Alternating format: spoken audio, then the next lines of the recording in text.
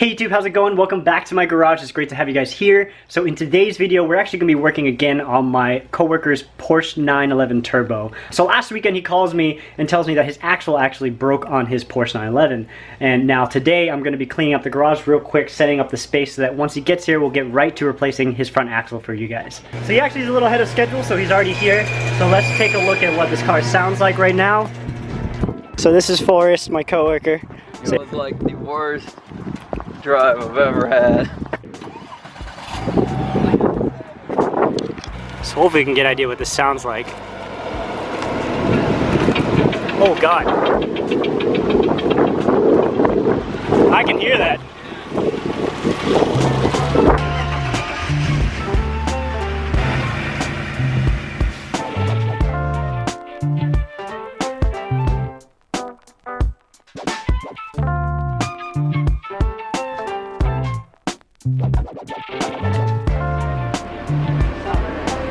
So we got the front axle right here along with all the bolts that we're going to need to replace, along with the actual axle nut here. We got the car parked inside the garage, and you said that we're actually going to have to jack the car, or not jack the car, break the axle nut first. Use the weight of the car to hold the wheel in place when you break the axle nut loose. So this is going to be interesting because I'm pretty sure that this 1/2-inch breaker bar might break, but we'll see how it goes. It'll be fine. Oh, it's loosening. Yeah. There we go.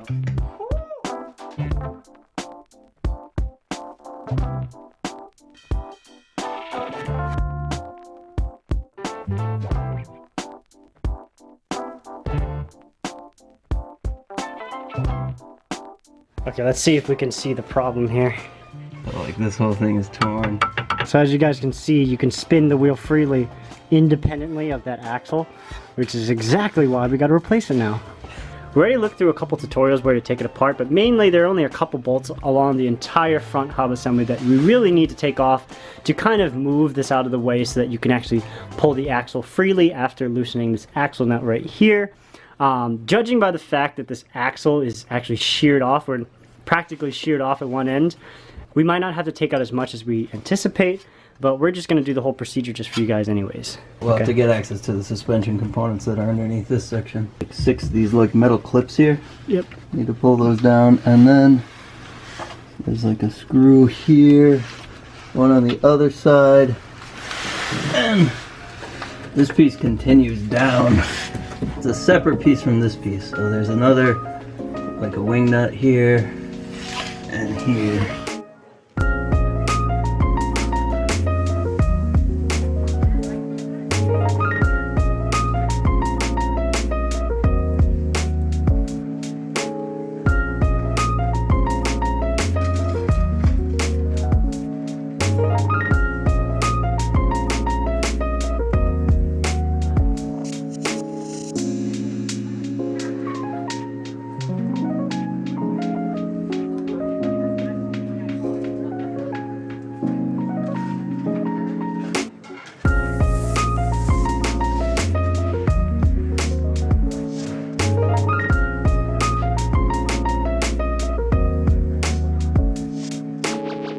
Oh my goodness, so yeah. See, this piece should not come out of this piece. So I bet if we just hit it with a hammer, yeah, it should just pop right out. Yeah. Oh, look at this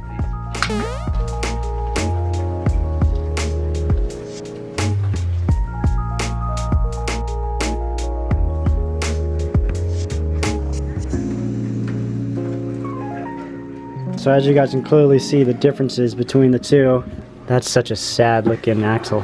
The only ball bearing left. Okay, so now that we got this axle out, time to simply do everything in reverse of the procedure. Install this new one right here. It's going to be a little bit difficult because now we actually got to pivot the entire assembly in and actually rotate the actual hub back onto this spline right here.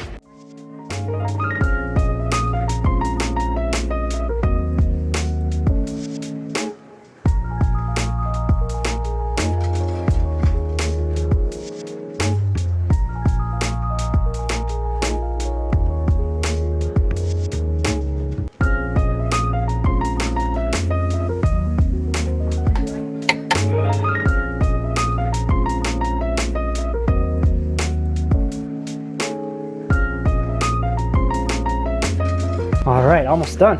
Yeah. Just got that under plate left, and then putting the wheel back on, and then finally we're gonna tighten this nut using some physics.